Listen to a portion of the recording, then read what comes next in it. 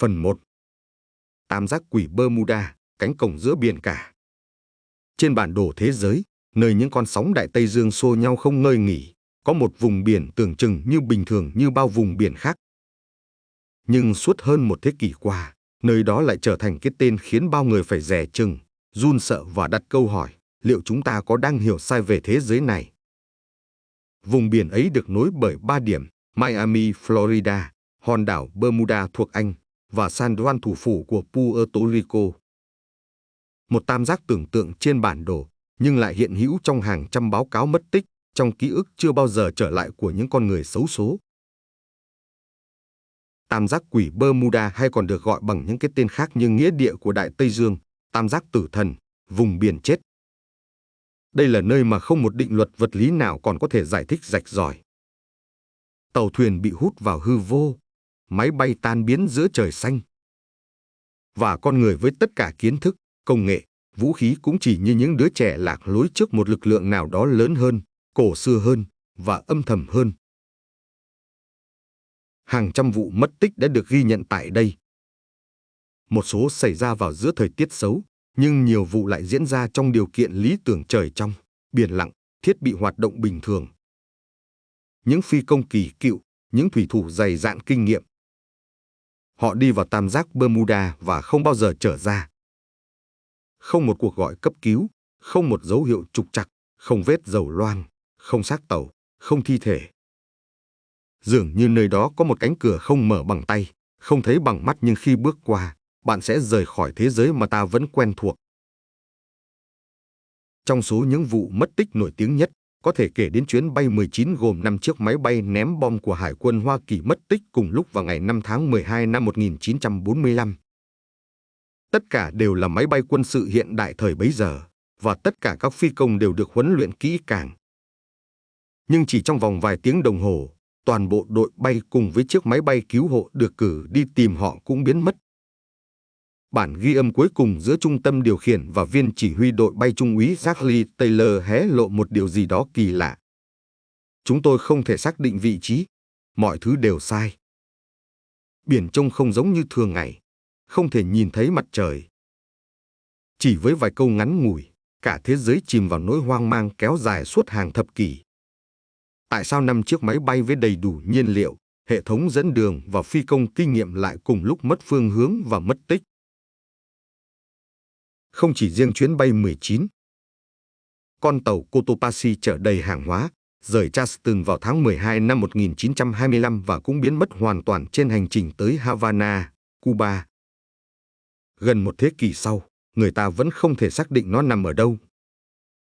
Rồi đến SS Marine Sulphur Queen, một con tàu chở lưu huỳnh nặng 15.000 tấn, cùng thủy thủ đoàn 39 người, bỗng dưng biến mất vào tháng 2 năm 1963. Không mảnh vỡ, không tín hiệu cầu cứu, không lời trăn trối cuối cùng. Điều gì đang diễn ra tại vùng tam giác đó? Một hiện tượng tự nhiên chưa được giải mã. Một dòng điện từ mạnh phá hủy thiết bị dẫn đường. Hay như một số người tin tưởng là sự can thiệp của thế lực ngoài trái đất. Một số nhà nghiên cứu đã đưa ra giả thuyết về sóng khổng lồ cao 30 mét bất ngờ trỗi dậy. Người khác lại cho rằng từ trường nơi đây hoạt động khác thường, khiến thiết bị định vị và la bàn quay loạn. Nhưng có những giả thuyết vượt ra ngoài khuôn khổ khoa học. Một nền văn minh cổ đại bị chôn vùi dưới đáy biển Atlantis. Một cánh cổng thời gian mở ra khi các yếu tố vũ trụ hội tụ. Hay thậm chí, một điểm giao giữa các chiều không gian, nơi vật chất và ý thức bị cuốn trôi khỏi thực tại. Dẫu bạn là người tin vào khoa học hay không, thì vẫn khó có thể bỏ qua sự trùng hợp đến rợn người của hàng trăm vụ mất tích không dấu vết tại đúng khu vực ấy. Có thể bạn nghĩ đó chỉ là sự phóng đại, nhưng hàng chục báo cáo từ quân đội, hải quân và cơ quan hàng không Hoa Kỳ đều ghi lại những chi tiết kỳ lạ đến khó tin. Và cho đến hôm nay, vẫn chưa có câu trả lời thỏa đáng nào. Tam giác quỷ Bermuda, một cái tên gợi lên sự sợ hãi, nhưng cũng đầy mê hoặc. Vì trong sâu thẳm mỗi con người, chúng ta đều có một phần linh hồn bị thu hút bởi điều chưa thể lý giải. Chào mừng bạn đến với Paranormal World, thế giới siêu nhiên. Kênh của những linh hồn tò mò, của những trái tim khát khao khám phá những điều vượt ngoài ranh giới nhận thức. Và hôm nay, trong tập đầu tiên, chúng ta sẽ cùng du hành vào trung tâm của một trong những bí ẩn lớn nhất trong lịch sử hàng hải và hàng không thế giới. Nơi mà ngay cả thời gian cũng dường như bất lực. Tam giác quỷ Bermuda bí ẩn chưa lời giải. Phần 2. Khu vực chết chóc giữa đại dương, địa điểm khiến ngay cả bản đồ cũng muốn tránh xa. Tam giác quỷ Bermuda, một cái tên nghe có vẻ đầy chất điện ảnh, như thể bước ra từ tiểu thuyết viễn tưởng hay một bộ phim Hollywood bom tấn. Nhưng đáng tiếc, những gì xảy ra ở đây không phải là hư cấu, nó có thật. Và nó đáng sợ đến mức các thủy thủ lão luyện, phi công dày dạn kinh nghiệm và thậm chí cả nhà khoa học cũng phải e dè khi nhắc đến. Bạn hãy thử hình dung một vùng biển rộng lớn bao la, với những con sóng vỗ đều, trời xanh thẳm, không một gợn mây, gió biển thì mơn man dịu nhẹ. Trên bong tàu, các thủy thủ vẫn cười nói, mọi thứ tưởng như đang vô cùng bình thường. Nhưng rồi, chỉ sau vài phút tín hiệu vô tuyến bị mất, radar không còn phát hiện được. Và khi người ta đến được tọa độ cuối cùng của con tàu, chỉ còn lại đại dương lạnh lẽo, hoàn toàn không dấu vết. Không có mảnh vỡ, không có dấu hiệu SOS, không có lời từ biệt. Chỉ có sự im lặng đáng sợ như thể cả con tàu cùng những con người trên đó đã bị nuốt chửng bởi một thế lực vô hình. Vậy tam giác Bermuda nằm ở đâu? Tam giác Bermuda là một khu vực rộng lớn nằm ở phía tây Đại Tây Dương. Nó được hình thành bởi 3 điểm tưởng tượng. Thành phố Miami, Florida, Hoa Kỳ. Thành phố cảng San Juan, Puerto Rico. Và quần đảo Bermuda, thuộc Vương quốc Anh. 3 điểm này tạo thành một hình tam giác, với diện tích lên đến 1,1 triệu km tương đương diện tích của cả Việt Nam, Lào, Campuchia và Thái Lan cộng lại. Nó trải dài từ vùng biển nhiệt đới ngập nắng đến những vùng sâu khơi đầy bão tố, một không gian khổng lồ mà con người tưởng đã chinh phục được, nhưng lại vẫn ẩn chứa nhiều điều vượt ngoài trí tưởng tượng. Điều thú vị là không có ranh giới chính thức nào được ghi chú trên bản đồ. Không có biển cảnh báo, không có vạch đỏ đánh dấu nguy hiểm. Nhưng đối với những người đi biển lâu năm, họ biết rằng bước vào khu vực ấy là bước vào một vùng xám giữa sự sống và cái chết. Khu vực nguy hiểm nhưng không ai biết tại sao. Điều khiến tam giác Bermuda nổi tiếng không phải vì nó có nhiều bão hơn những vùng biển khác. Đại Tây Dương vốn nổi tiếng với thời tiết thất thường, và các cơn bão biển nhiệt đới là chuyện rất bình thường. Nhưng với tam giác Bermuda, có một điều gì đó rất khác. Không phải là số lượng bão, mà là cách mà những vụ mất tích xảy ra. Hãy tưởng tượng bạn là một phi công, đang bay trên bầu trời quang đãng, với hệ thống định vị hiện đại. Đột nhiên, la bàn quay loạn xạ, các thiết bị vô tuyến không còn hoạt động. Động cơ vẫn chạy, nhưng bạn không còn biết mình đang bay về đâu. Tầm nhìn trở nên mờ ảo, không phải do thời tiết, mà do một cái gì đó bạn không thể gọi tên. Bạn cố gắng điều chỉnh đường bay, liên lạc với trạm kiểm soát, nhưng chỉ nghe thấy tạp âm, tiếng nhiễu như thể ai đó đang thì thầm từ phía bên kia của thực tại. Và rồi, máy bay biến mất khỏi radar. Không phải do bị bắn hạ, không có dấu hiệu va chạm, không có tín hiệu cấp cứu. Chỉ đơn giản là biến mất. Nguồn gốc của tên gọi tam giác quỷ Bermuda. Thật bất ngờ, cái tên tam giác quỷ Bermuda không phải là một thuật ngữ cổ. Nó chỉ bắt đầu được sử dụng phổ biến từ năm 1964, khi nhà văn Vincent Gaddis viết một bài báo cho tạp chí Argosy, mô tả những vụ mất tích kỳ lạ trong khu vực này và gọi nó là Bermuda Triangle. Bài viết ấy đã gây ra một làn sóng chú ý khổng lồ, không chỉ trong giới truyền thông mà còn trong giới khoa học và dân chúng.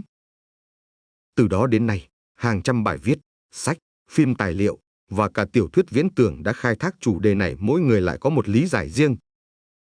Có người nói rằng đây là cánh cổng không gian. Có người tin rằng đây là nơi người ngoài hành tinh bắt cóc con người để nghiên cứu. Cũng có người cho rằng dưới đáy đại dương kia là những căn cứ quân sự bí mật, nơi che giấu sự thật động trời về một thế giới khác. Tất nhiên, cũng có người hoàn toàn phủ nhận mọi chuyện, cho rằng đó chỉ là sự trùng hợp ngẫu nhiên và hiệu ứng thổi phồng của truyền thông. Nhưng trên thực tế, số lượng các vụ mất tích xảy ra ở khu vực này vẫn vượt xa mức bình thường. Và cho đến hôm nay, không một lời giải thích nào thực sự thỏa đáng. Tại sao vùng biển này trở thành nơi nuốt chửng con người? Từ thời cổ đại, biển cả luôn là biểu tượng cho sự rộng lớn, bí ẩn và nguy hiểm. Nhưng tam giác quỷ Bermuda không chỉ là một vùng nước đơn thuần. Nó như thể là một cánh cổng không biết dẫn đi đâu, nhưng một khi đã bước vào, rất ít người có thể trở lại. Có người sống sót kể lại cảm giác như đang trôi vào một chiều không gian khác, nơi mà đồng hồ ngừng chạy, âm thanh bị bóp méo, thời gian kéo dài hoặc rút ngắn một cách kỳ lạ.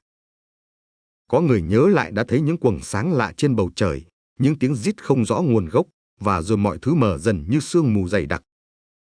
Đây không còn là những câu chuyện bình thường. Đây là những trải nghiệm cận tử mà khoa học chưa thể lý giải. Tam giác Bermuda nơi La Bàn mất phương hướng, và lý trí con người cũng vậy. Có một điều được nhiều phi công và thủy thủ xác nhận, khi tiến vào khu vực Bermuda, La Bàn thường xuyên bị lệch hướng bất thường. Hiện tượng này được gọi là sai lệch từ trường, khi kim chỉ nam quay loạn xạ và không còn hướng về Bắc Cực, từ một hiện tượng cực hiếm trên trái đất. Tưởng tượng bạn đang giữa đại dương, không có tín hiệu, không có thiết bị định vị, và La Bàn công cụ sống còn thì bị hỏng. Khi đó, bạn sẽ hiểu cảm giác bất lực là như thế nào. Chính vì vậy, nhiều chuyên gia tin rằng các vụ mất tích có thể bắt nguồn từ việc con người mất phương hướng hoàn toàn, rồi đi lạc, hết nhiên liệu, và chìm vào bóng tối vĩnh viễn. Nhưng đó chỉ là một giả thuyết. Bởi có những vụ mất tích mà thời tiết lý tưởng, điều kiện bay tốt, tín hiệu vẫn ổn định, nhưng sau một giây phút ngắn ngủi tất cả đều biến mất như chưa từng tồn tại. Vậy thì, chuyện gì đã thực sự xảy ra? Những vụ mất tích kỳ bí nào đã tạo nên huyền thoại rùng rợn về tam giác quỷ? Ai là người cuối cùng liên lạc trước khi mọi thứ rơi vào im lặng? Chúng ta sẽ cùng khám phá trong phần 3 những vụ mất tích làm rúng động thế giới. Phần 3. Những vụ mất tích làm rúng động thế giới. Có lẽ một trong những lý do khiến cái tên tam giác quỷ Bermuda trở thành nỗi ám ảnh không phải chính là danh sách dài đáng sợ những vụ mất tích chưa từng có lời giải. Từ những con tàu khổng lồ đến máy bay hiện đại, từ đoàn thủy thủ hùng hậu đến những phi công dày dạn kinh nghiệm, tất cả đều biến mất không một dấu vết. Hãy cùng bước vào những câu chuyện thực tế nhưng lại như chuyện kinh dị của những người đã ra khơi và không bao giờ trở về. Vụ mất tích kinh hoàng của chuyến bay 19 bí ẩn bắt đầu. Ngày 5 tháng 12 năm 1945, chỉ vài tháng sau khi Thế chiến thứ hai kết thúc, không lực Hải quân Hoa Kỳ tiến hành một buổi huấn luyện bay bình thường trên vùng biển ngoài khơi Florida. 5 chiếc máy bay ném bom Grumman TBM Avenger, được điều khiển bởi những phi công đầy kinh nghiệm, cất cánh từ căn cứ Fort Lauderdale vào lúc 14 giờ 10 phút. Nhiệm vụ của họ là bay qua Đại Tây Dương, thực hiện các thao tác chiến thuật, rồi quay về một bài tập mà họ đã làm hàng chục lần. Mọi thứ diễn ra bình thường, cho đến khi đội kiểm soát nhận được tín hiệu kỳ lạ từ chỉ huy đội bay, Trung úy Charlie Taylor. Chúng tôi bị lạc, không thể xác định phương hướng. Chúng tôi không thấy đất liền, mọi thứ. Thật kỳ lạ, ngay cả đại dương cũng không giống như thường lệ. Ngay sau đó, tất cả các tín hiệu đều trở nên hỗn loạn. Các phi công báo cáo rằng la bàn của họ quay vòng vòng, không thể định hướng. Gió không mạnh, trời không bão.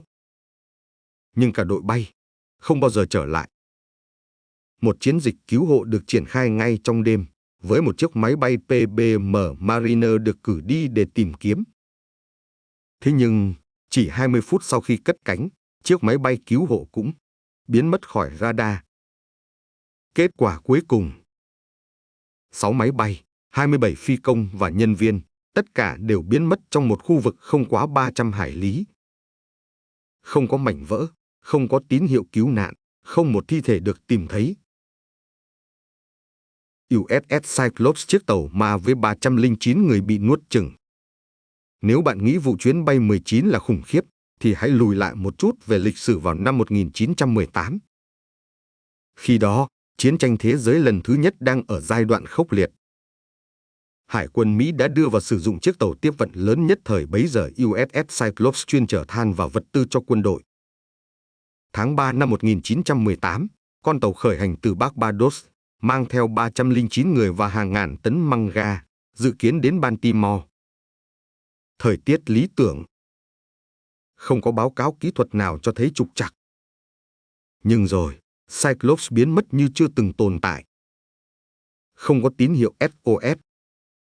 Không có cuộc gọi cầu cứu. Không có gì cả. Hải quân Mỹ đã mở chiến dịch tìm kiếm lớn nhất trong lịch sử thời đó. Kết quả, không manh mối.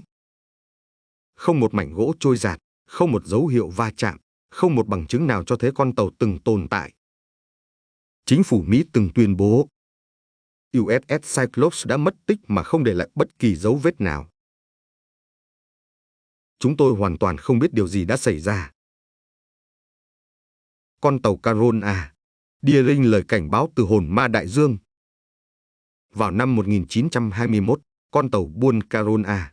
Deering được tìm thấy mắc cạn trên bãi đá Diamond Gầu, ngoài khơi Bắc Carolina. Nhưng khi người ta lên tàu, khung cảnh như trong một bộ phim kinh dị. Không có một thủy thủ nào trên tàu. Bánh lái bị hỏng nặng, thiết bị liên lạc biến mất.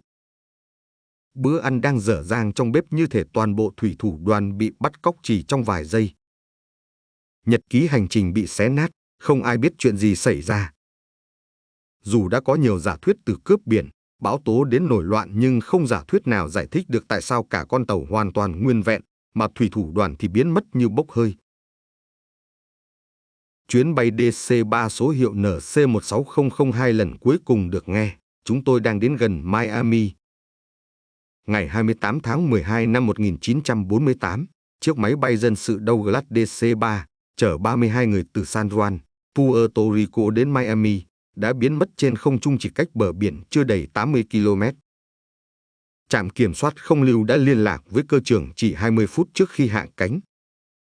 Giọng nói của ông vẫn bình tĩnh. Chúng tôi đang đến gần Miami, thời tiết rất tốt. Rồi, tín hiệu bị cắt đứt. Không ai bao giờ nhìn thấy chiếc máy bay ấy nữa.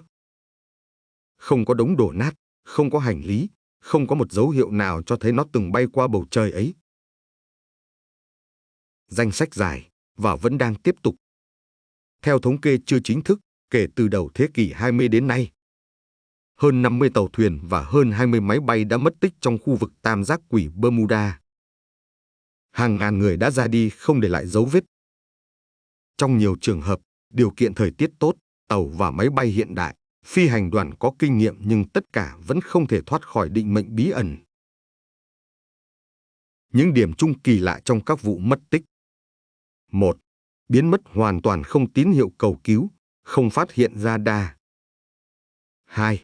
Không để lại dấu vết hiếm khi tìm thấy mảnh vỡ, dầu tràn hay thi thể. 3. Diễn ra trong điều kiện lý tưởng thời tiết tốt, thiết bị hiện đại. 4. Không có quy luật rõ ràng xảy ra cả ban ngày lẫn ban đêm, ở mọi độ cao và độ sâu. Tất cả những điều này khiến giới khoa học cũng phải bối rối. Là do hiện tượng tự nhiên cực đoan, hay là sự can thiệp của một thế lực nào đó vượt ngoài hiểu biết của loài người? Trong phần tiếp theo, chúng ta sẽ cùng phân tích các giả thuyết nổi tiếng về tam giác Bermuda từ khoa học đến huyền bí, từ tự nhiên đến siêu nhiên. Và có thể, một trong số đó sẽ khiến bạn lạnh gáy. Hãy cùng bước vào phần 4 những giả thuyết kỳ lạ và lời lý giải bí ẩn. Phần 4. Những giả thuyết kỳ lạ và lời lý giải bí ẩn. Từ hàng chục năm nay, tam giác quỷ Bermuda đã khiến giới khoa học, quân đội và cả các nhà huyền bí học phải vắt óc suy nghĩ để lý giải những vụ mất tích không tưởng. Và điều đáng sợ là không một giả thuyết nào có thể giải thích tất cả. Hãy cùng khám phá những giả thuyết nổi bật nhất, từ thực tế khoa học đến những điều vượt ngoài trí tưởng tượng.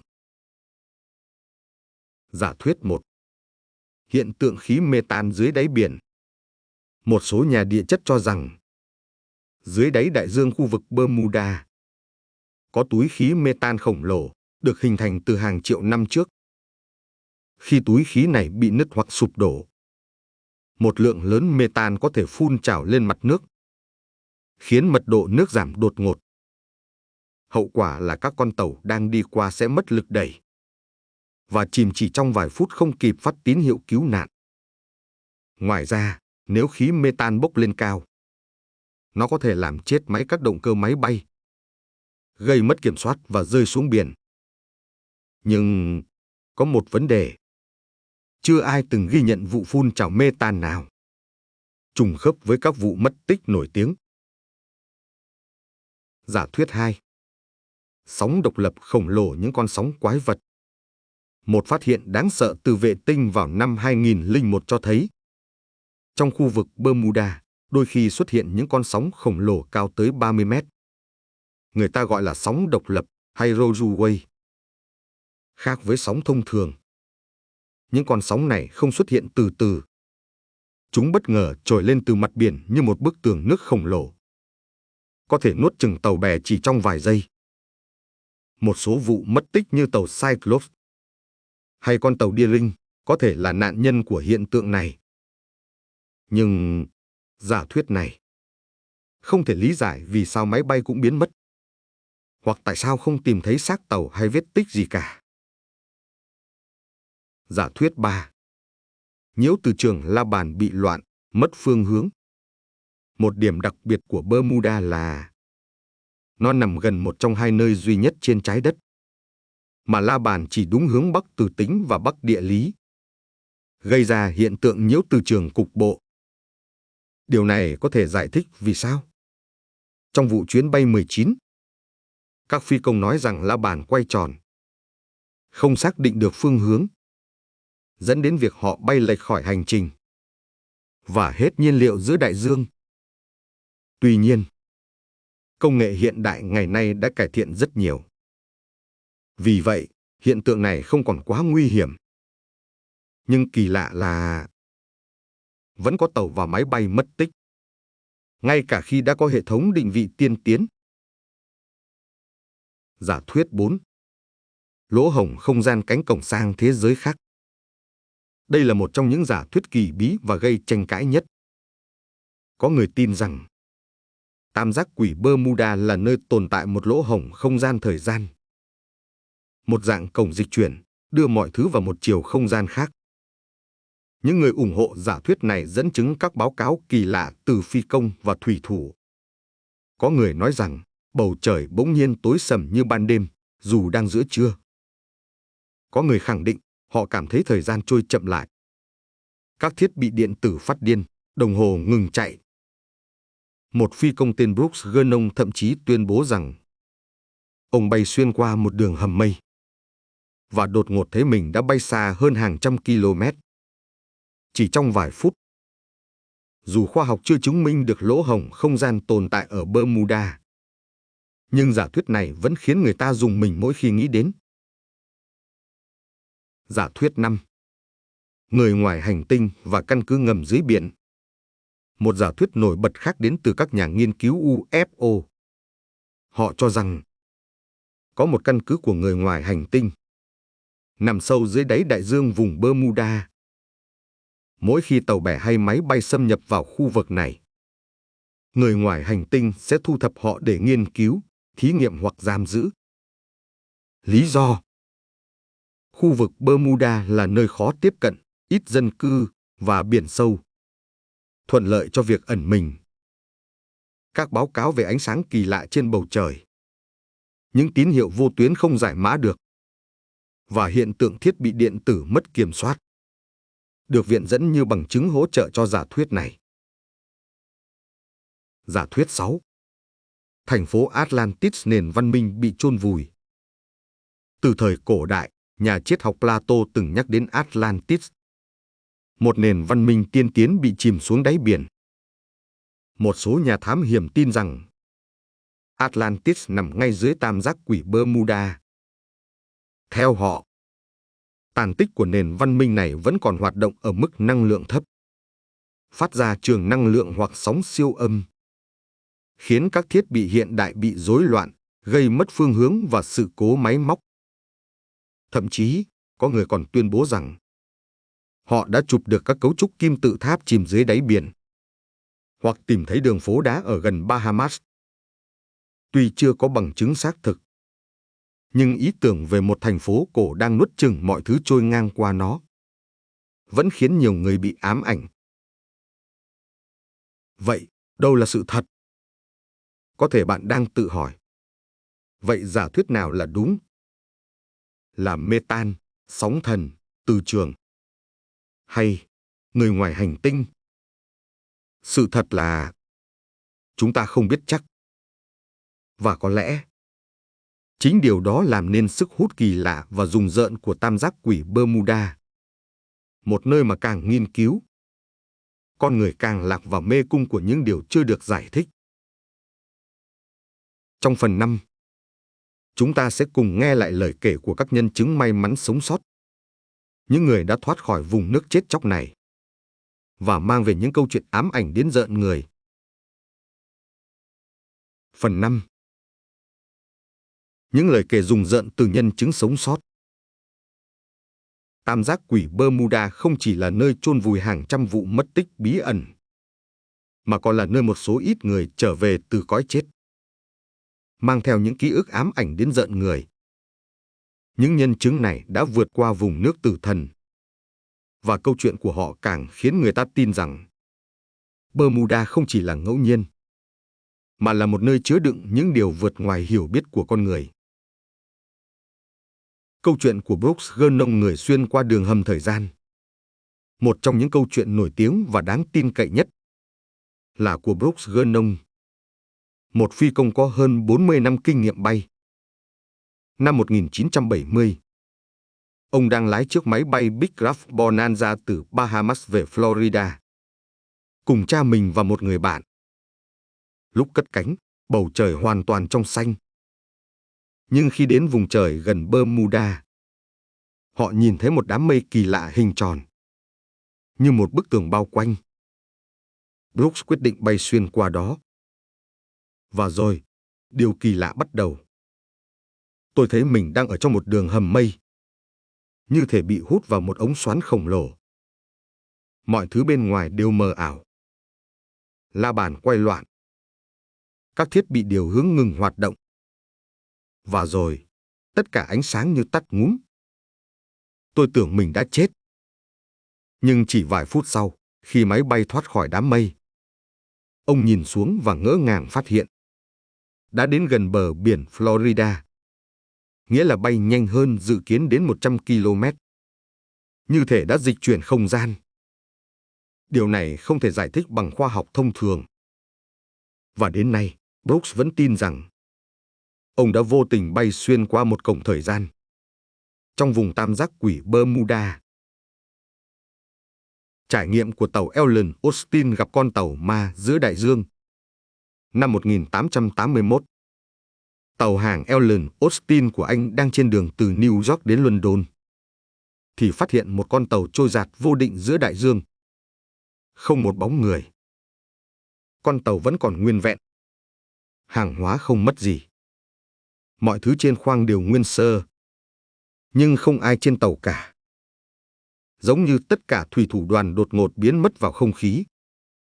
Thuyền trưởng Ellen Austin quyết định cử một nhóm thủy thủ sang điều khiển con tàu ma để đưa về cảng. Nhưng khi đang đi giữa vùng biển Bermuda, một cơn bão lớn ập đến và con tàu kia biến mất hoàn toàn, không bao giờ được tìm thấy nữa. Điều kỳ dị là tất cả các thủy thủ được cử đi cùng con tàu cũng biến mất theo. Không ai sống sót trở về. Dường như có một lời nguyền vô hình treo lơ lửng trong không khí, sẵn sàng nuốt chửng bất kỳ ai dám xâm phạm. Lời kể của phi công J.E.D. Taylor vùng trời không trọng lực.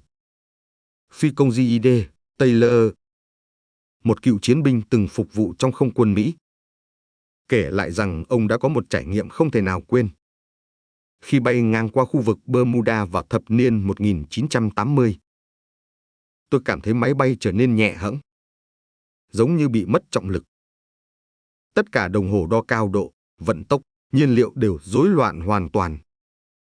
Rồi bỗng nhiên, một luồng sáng trắng cực mạnh bao quanh máy bay.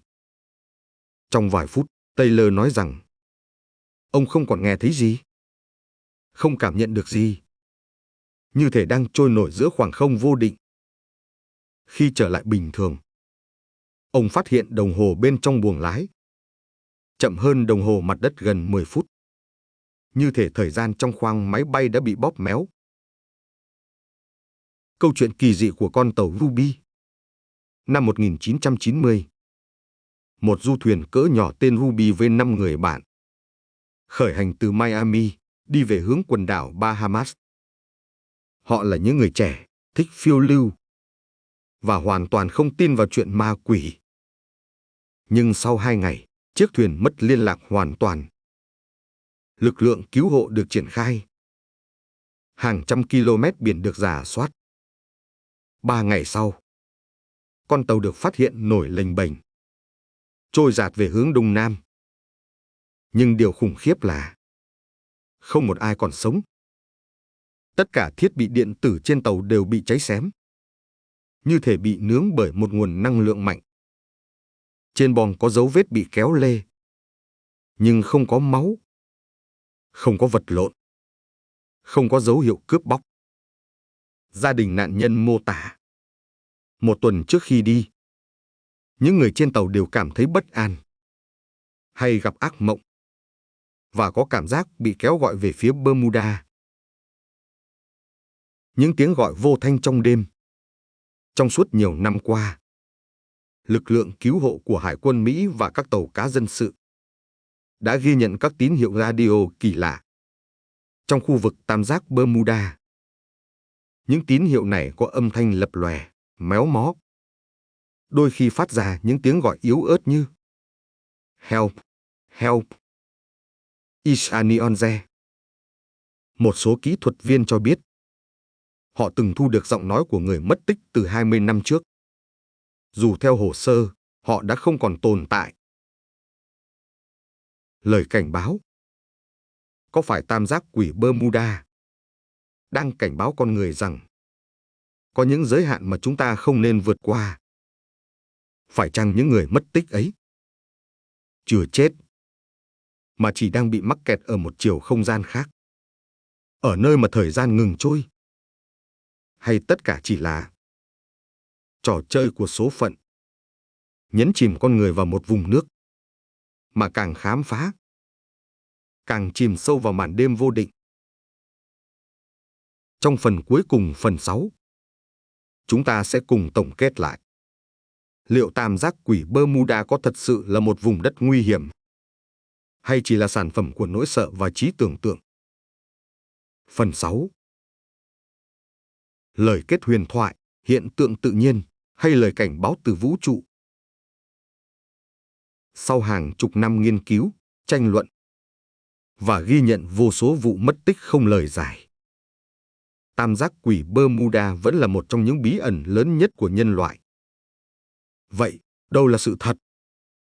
Liệu nơi đây có thực sự là cánh cổng dẫn tới chiều không gian khác, nơi thời gian bị bẻ cong và không gian bị xáo trộn? Hay tất cả chỉ là những hiện tượng tự nhiên chưa được lý giải, được thêu dệt thêm bởi trí tưởng tượng của con người? Quan điểm khoa học, sự kết hợp của nhiều yếu tố tự nhiên. Các nhà khoa học cho rằng không nhất thiết phải có thế lực siêu nhiên nào đó để lý giải hiện tượng tại Bermuda.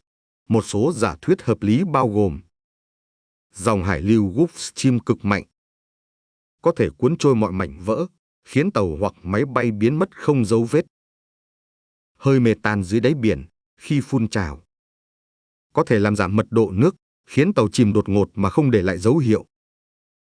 Sự nhiễu loạn từ trường trái đất khiến các thiết bị điều hướng và liên lạc bị lỗi, làm phi công mất phương hướng, và đặc biệt, thời tiết khắc nghiệt và bất ngờ. Với bão lốc, sóng thần và các hiện tượng khí tượng hiếm gặp thường xuyên xuất hiện trong khu vực này. Tất cả những yếu tố đó kết hợp lại có thể tạo nên một cái bẫy hoàn hảo cho những ai vô tình đi vào vùng nước Bermuda. Quan điểm tâm linh và giả thuyết vũ trụ. Dù các nhà khoa học đã cố gắng lý giải, vẫn có những chi tiết quá trùng hợp, quá bí ẩn, khiến nhiều người tin rằng ở Bermuda tồn tại một thế lực siêu nhiên nào đó. Một số giả thuyết ly kỳ nhưng đầy hấp dẫn được đưa ra. Cổng không gian thời gian, wormhole. Một lỗ hổng không gian, nơi thời gian và không gian bị bẻ cong, cho phép di chuyển tức thời giống như trải nghiệm của phi công Brooks Gurnon. Căn cứ của người ngoài hành tinh. Có người cho rằng Bermuda là nơi người ngoài hành tinh nghiên cứu con người, và những vụ mất tích là những cuộc thử nghiệm bí mật. Tàn tích của lục địa Atlantis huyền thoại. Theo truyền thuyết, Atlantis, một nền văn minh siêu việt, từng tồn tại dưới đáy đại dương, và năng lượng còn sót lại của nó có thể gây ra hiện tượng kỳ lạ trong khu vực này. Lời nguyền cổ xưa. Có ý kiến cho rằng Bermuda là vùng đất bị nguyền rủa, nơi những linh hồn chưa siêu thoát vẫn lẩn khuất giữa sóng nước, gieo rắc nỗi sợ và bóng tối. Niềm tin và nỗi sợ thứ giữ cho bí ẩn luôn sống mãi. Dù bạn tin vào khoa học hay tâm linh, điều không thể phủ nhận là Bermuda vẫn tồn tại như một biểu tượng của những điều con người chưa hiểu hết. Nơi đây đại diện cho sự bất lực của con người trước thiên nhiên và vũ trụ, sự khao khát khám phá cái chưa biết, và cũng là lời nhắc nhở rằng không phải mọi câu hỏi đều có câu trả lời. Có thể một ngày nào đó, với công nghệ tiên tiến và nhận thức mở rộng, chúng ta sẽ giải mã hoàn toàn tam giác quỷ Bermuda. Nhưng cũng có thể Bermuda mãi mãi là một ẩn số, một phần của huyền thoại, sống cùng với nỗi sợ và sự kỳ vọng của nhân loại. Tam giác quỷ Bermuda chỉ là một phần của đại dương, hay là cánh cổng nối liền chúng ta với một thế giới khác? Sự thật nằm trong mắt kẻ quan sát, và bí ẩn vẫn đang chờ được giải mã. Xin cảm ơn bạn đã theo dõi video đầu tiên của kênh Paranormal World, thế giới siêu nhiên. Nếu bạn yêu thích những câu chuyện kỳ bí, siêu nhiên, chưa thể lý giải, hãy đăng ký kênh, nhấn chuông để đón xem các video tiếp theo mỗi tuần. Bạn có thể chia sẻ cảm nhận hoặc kể lại những trải nghiệm kỳ lạ mà bạn từng chứng kiến. Biết đâu, chúng ta sẽ khám phá ra điều gì đó chưa ai từng biết đến.